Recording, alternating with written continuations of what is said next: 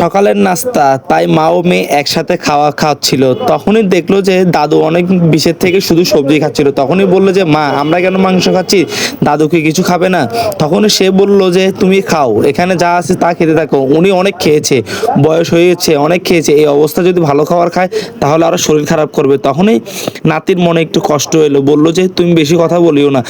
তখনই সে দূর থেকে বলল তুমি চলে এসেছো। তখনই প্রবাস থেকে বাবা চলে আসলো। বাবা বললো যে তোমরা এখানে ভালো খাচ্ছ, আর আমি প্রবাস থেকে এত কষ্ট করে আমার বাবার জন্য তো টাকা পাঠাই, তারও তো ভালো খাওয়া উচিত। তখনই তারা একটু অবাক হয়ে গেল যে বাবা অনেক গালা মন্দ করতেছে। আসলে তো মেয়ের কোনো দোষ নেই, এগুলো তো সব মায়ের দোষ।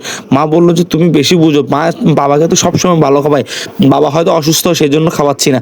তখনই বললো যে তুমি বেশি বুঝো, তুমি কোনো সময় আমার বাবাকে ভালো খাওয়াও না, তুমি সবসময় ঘৃণা করো আমার বাবাকে।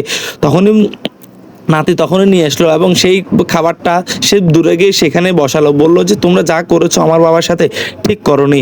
তখনই সে তার বাবাকে নিয়ে আসলো এবং যেখানে বসা ছিল সেখান থেকে উঠে গেল। ছেলের এই অবস্থা দেখে বাবা তো অনেক খুশি যে আমার ছেলে এসেছে প্রবাস থেকে। তখনই সে বললে আমার কষ্ট যাবে, এখন সুন্দর একজন পরিবেশ।